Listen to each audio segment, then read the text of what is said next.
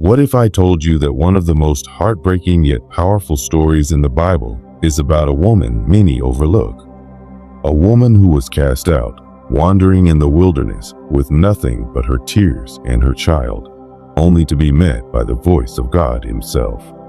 Hagar's story is one of rejection, survival, and divine intervention. But beyond what many know, there are shocking details hidden in Scripture, details that will change how you see her forever. Stay with us as we uncover the untold truth about Hagar. And if you love deep biblical storytelling, make sure to subscribe and join us as we bring the Bible to life. Hagar's story begins in the shadows of another, Abraham and Sarah, a couple chosen by God to birth a great nation. But long before she became a pivotal figure in biblical history, Hagar was simply an Egyptian servant. How she came into Sarah's household is often overlooked, yet it reveals a deeper layer of God's unfolding plan. Many biblical scholars suggest that Hagar was given to Sarah during Abraham's brief stay in Egypt, Genesis 12:10 through 20. When famine forced Abraham to seek refuge there, he made a fateful decision. He told Pharaoh that Sarah was his sister, fearing that her beauty would lead to his death.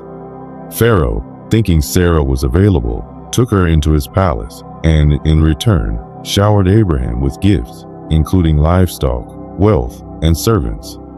It is likely that Hagar was among those given to Sarah at that time. This means that Hagar's life was shaped not by personal choices, but by circumstances outside her control. She had no say in leaving Egypt, no say in serving Sarah, and certainly no say in what would happen next. She was caught between the will of people and the sovereignty of God. Years passed, and Sarah remained barren. This was a painful reality in ancient times, when a woman's worth was often tied to her ability to bear children. Despite God's promise that Abraham would father a great nation, Sarah struggled to believe. She was past childbearing age, and with every year that passed, doubt and desperation grew. Then, Sarah devised a plan, one that was not uncommon in ancient cultures, but would have profound consequences.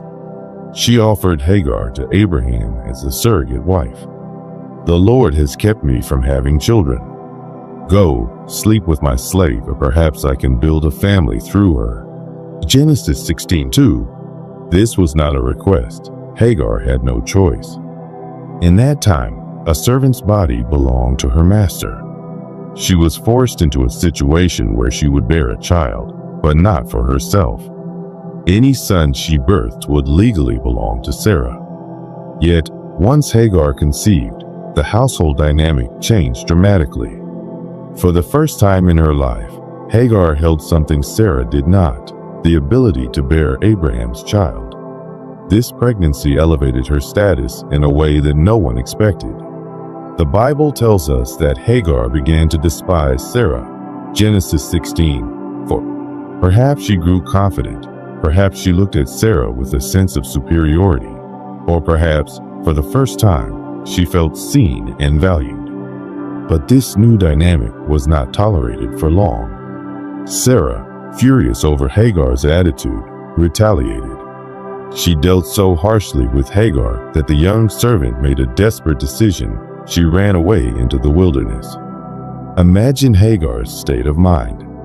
Pregnant, alone, and with nowhere to go, she found herself wandering the desert, feeling abandoned and hopeless.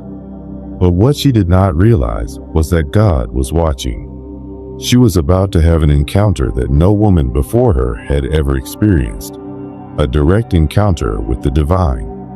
Alone, pregnant, and abandoned, Hagar wandered into the wilderness, her heart pounding with fear. She had fled from Sarah's cruel treatment, but now she faced an even greater danger: survival in the unforgiving desert. With no food, no water, and no destination, she must have wondered if she had made a mistake. Had she escaped one form of suffering only to embrace another? Yet, in this moment of despair, something extraordinary happened. Hagar, an Egyptian servant, a foreigner, a woman with no status or power, was about to experience something no other woman in the Bible had before her. She would come face to face with the living God. As she rested near a spring in the desert, exhausted and hopeless, a voice broke through the silence. "Hagar, slave of Sarai, where have you come from, and where are you going?" Genesis 16:8. It was the angel of the Lord, a mysterious figure that often represents God himself. This was not just any messenger, this was a divine encounter, a moment when heaven reached down to touch earth. Notice something remarkable. The angel calls her by name. Up until this point, no one had addressed Hagar directly in the story. She had been spoken about, used, and mistreated, but God saw her. He acknowledged her existence, her struggle, and her pain. Hagar, still breathless from fear, answered honestly, "I am running away from my mistress Sarai." Genesis 16:8. Her response was simple, yet it revealed a deeper truth. She had nowhere to go. She was an enslaved woman who had just fled her household, which meant she had no legal rights, no home, and no protection. Her situation was hopeless. Then came the unexpected command. "Go back to your mistress and submit to her." Genesis 16:9. For many, this instruction might seem cruel. Why would God send Hagar back to the very place she had just escaped? Yet, what followed was a promise so profound that it would change her life forever. The angel of the Lord declared, "I will increase your descendants so much that they will be too numerous to count." Genesis 16:10. This was no ordinary blessing. This was the same kind of promise God had given Abraham. Up until this moment, God's covenant had been exclusive to Abraham's lineage through Sarah. But now, God was extending his blessing to Hagar's unborn child. Then, the angel revealed something even more shocking. "You are now pregnant, and you will give birth to a son. You shall name him Ishmael, for the Lord has heard your misery." Genesis 16:11. Ishmael, a name that means God hears.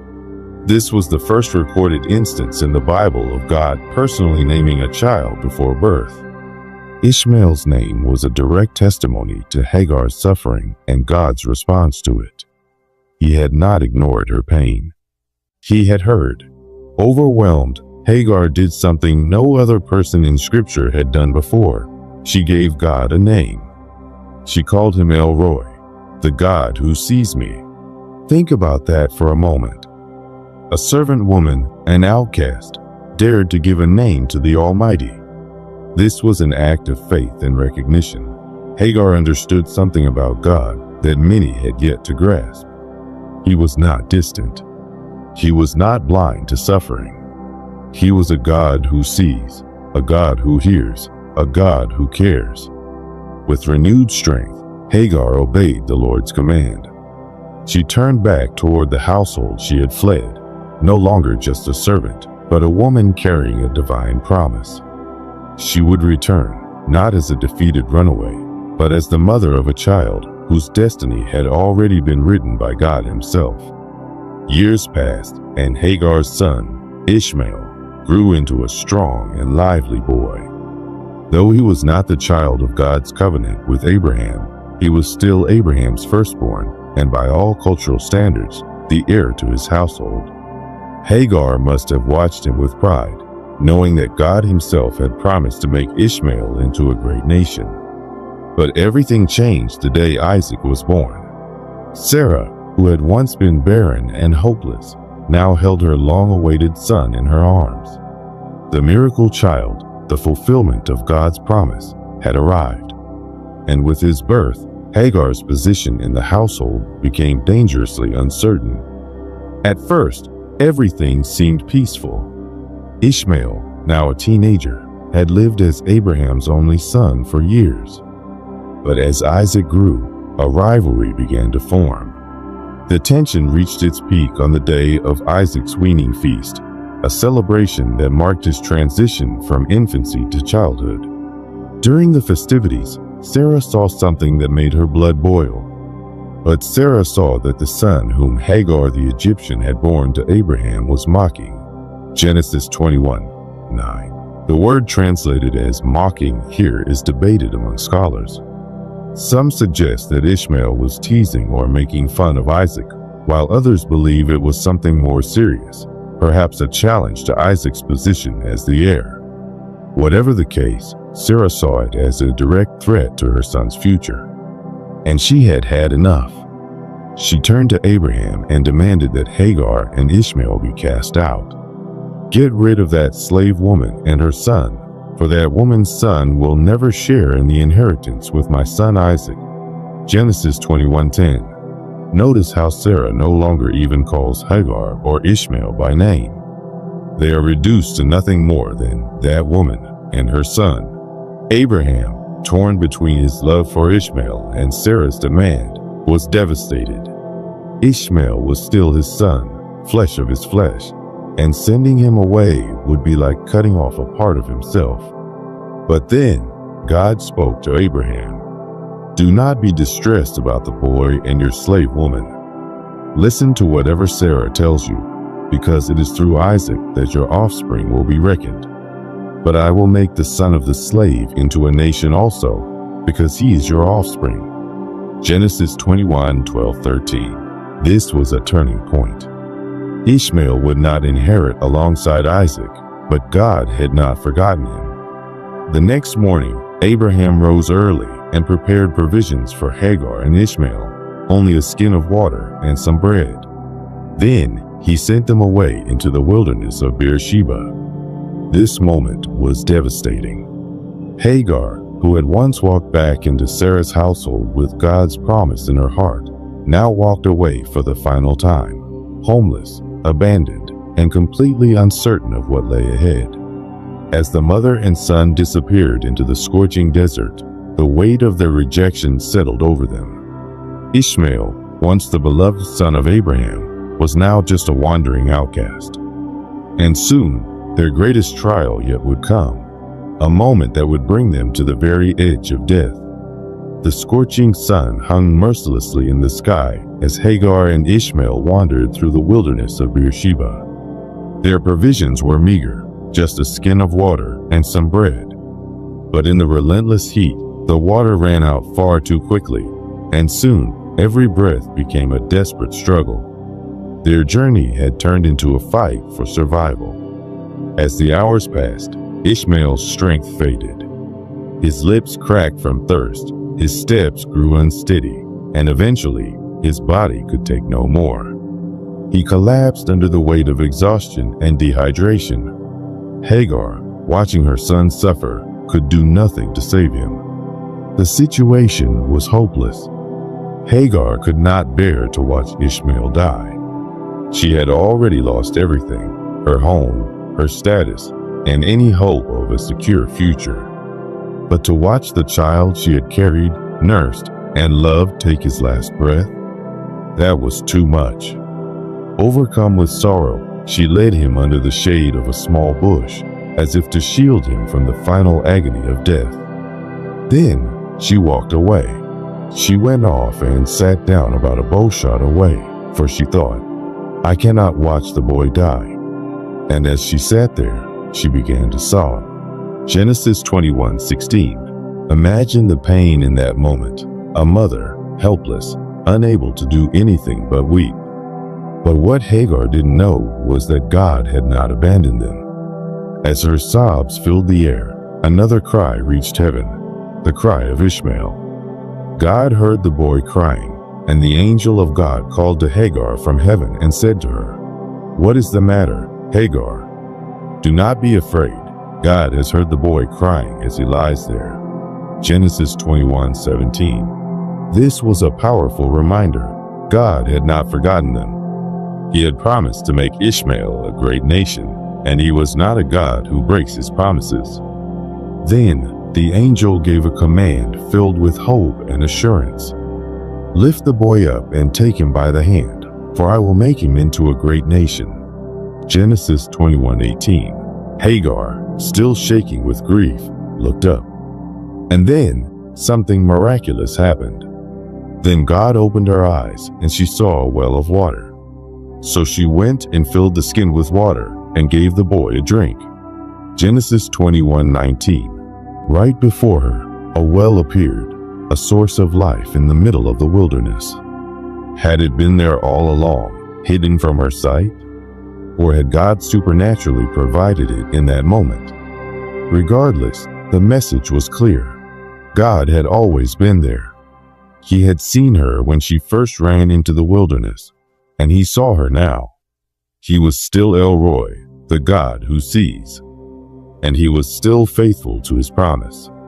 Hagar rushed to Ishmael's side, lifting him up, giving him water, and reviving his weary body. With every sip, strength returned, hope returned, and from that moment, everything changed. Ishmael did not die in the desert. Instead, he grew into a strong warrior, a survivor, the forefather of a great nation.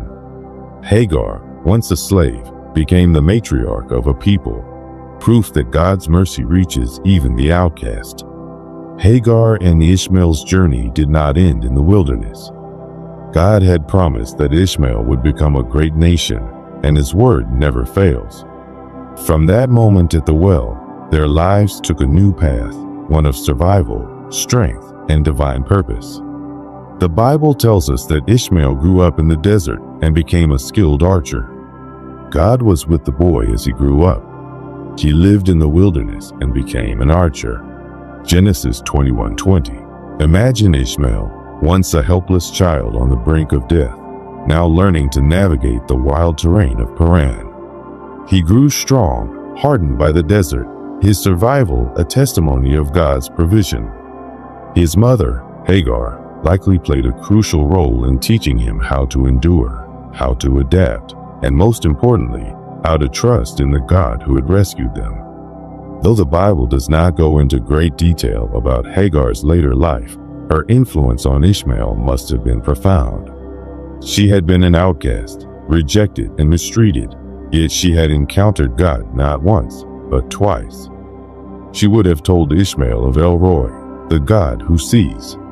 She would have reminded him of the moment God heard his cry in the wilderness. These experiences would shape Ishmael's identity. He did not grow up with the privilege of Isaac, but he grew up with something just as powerful, God's promise that he too would become a great nation. Years passed, and Ishmael's descendants multiplied, just as God had said. As for Ishmael, I have heard you. I will surely bless him. I will make him fruitful, and will greatly increase his numbers. He will be the father of 12 rulers, and I will make him into a great nation. Genesis 17:20. And that is exactly what happened. Ishmael became the father of 12 princes, each the leader of his own tribe. His descendants spread throughout the regions of Arabia, becoming powerful and influential. The Ishmaelites, his people, were known for their skill in trade and survival in the harsh desert. In fact, generations later, it was Ishmael's descendants, the Midianites, who would buy Joseph from his brothers and sell him into Egypt. Genesis 37:28. This connection between the descendants of Abraham, Isaac's, and Ishmael's lines continued throughout history, sometimes in peace, sometimes in conflict. Hagar's story is one of hope for the rejected. She was a woman who had been cast out, seen as nothing more than a servant. But God saw her differently. He gave her a future beyond slavery. Her name is still remembered today, not just as the mother of Ishmael, but as a woman who encountered God in her lowest moments and lived to see his promises fulfilled. She is a reminder that God sees the forgotten, hears the cries of the desperate, and provides for those who have nowhere else to turn. Hagar's journey shows us that God is faithful to all his promises. To the rejected, he says, I see you. To the abandoned, he says, I hear you. And to the outcast, he says, I have a plan for you. No matter where we are, his mercy meets us in the wilderness. So, if you found this story inspiring, make sure to subscribe to the channel